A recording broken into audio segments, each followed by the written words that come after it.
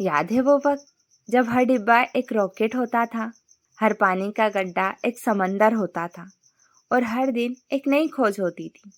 क्या हो अगर मैं कहूँ वही मासूम कल्पना आज भी तुम्हारे सबसे बेहतरीन आइडियाज़ की चाबी है। ये सिर्फ बचपन की याद नहीं, ये उस दिमाग तक पहुँचने का रास्ता है जो डर, निर्णय और असफलता से मुक्त था। कभी लगता है जिंदगी बोझ बन गई है, लेकिन शायद वो बोझ इसलिए है क्योंकि हमने अपने भीतर के बच्चे को चुप करा दिया है। अगर तुम अपने अंदर के बच्चे से दोबारा जुड़ जाओ तो रचनात्मकता सिर्फ एक टैलेंट नहीं, तुम्हारी जिंदगी का सबसे शक्तिशाली टूल बन सकती है। क्योंकि वही बच्चा जानता है कैसे सपनों को शक के बिना देखना है, कैसे असफलता को खेल की तरह लेना है। जैसे जैसे हम बड़े होते हैं, हम पर समाज का एक अदृश्य दबाव बनने लगता है। अब बचकाना मत बनो, सपनों में नहीं हकीकत में जियो। अब समझदार बनो। धीरे धीरे हम वो कल्पना छोड़ देते हैं जिसने हमें कभी मुस्कुराना सिखाया था। बचपन में गिरकर भी हंसते थे और अब कोशिश करने से पहले डर जाते हैं।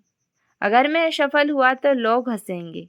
यही है वो पल जब हम रचनात्मक होना छोड़ देते हैं।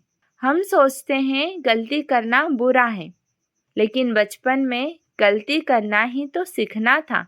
हम खिलौने तोड़ते थे कुछ नया बनाने के लिए, पर अब हम सोचते हैं कहीं गलत हो गया तो। पर सच ये है कि जब डर खत्म होता है तभी रचनात्मकता जन्म लेती है। हम सोचते हैं रचनात्मकता कुछ खास लोगों का गुण है, कलाकारों, रचनाकारों, राइटर्स, पर सच्चाई ये है हर इंसान रचनात्मक है।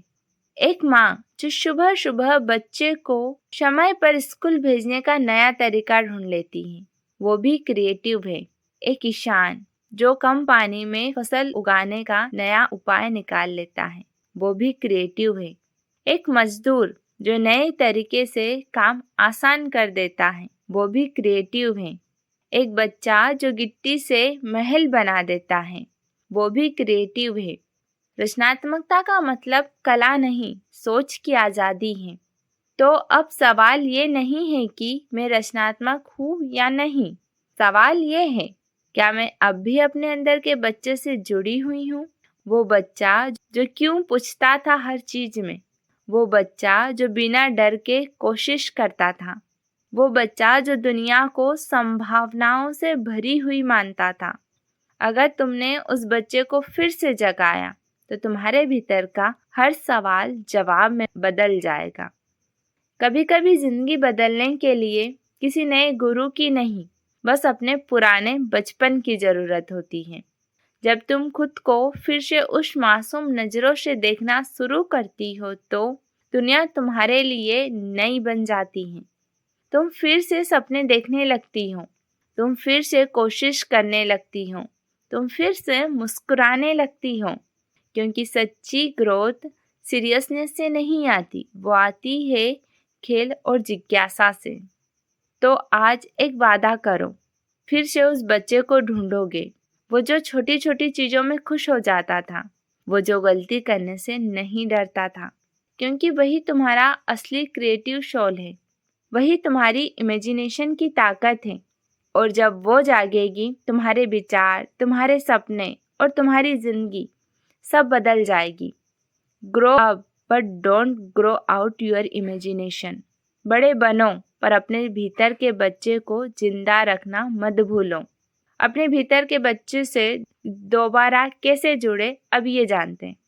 अपने भीतर के बच्चे से जुड़ने का सबसे पहला और सबसे आसान तरीका है अकेले समय बिताना, बिना किसी लक्ष्य के बस कल्पना कीजिए।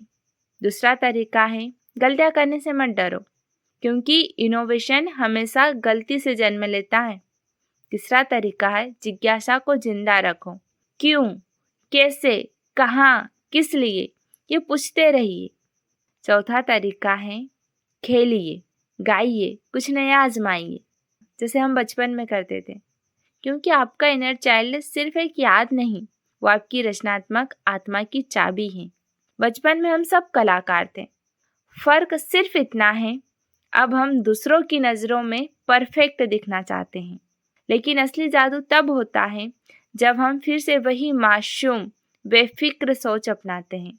बड़े होकर समझदार होना ज़रूरी है, लेकिन अपने भीतर के बच्चे को जिंदा रखना जीवन की सबसे बड़ी समझदारी है। अगर आप भी ये मानते हैं कि अपने अंदर के बच्चे को जिंदा रखना सबसे बड़ी समझदारी है, तो कमेंट में यस लिखिए, वीडियो को शेयर कीजिए और ज़िद नारी को सब्सक्राइब कीजिए।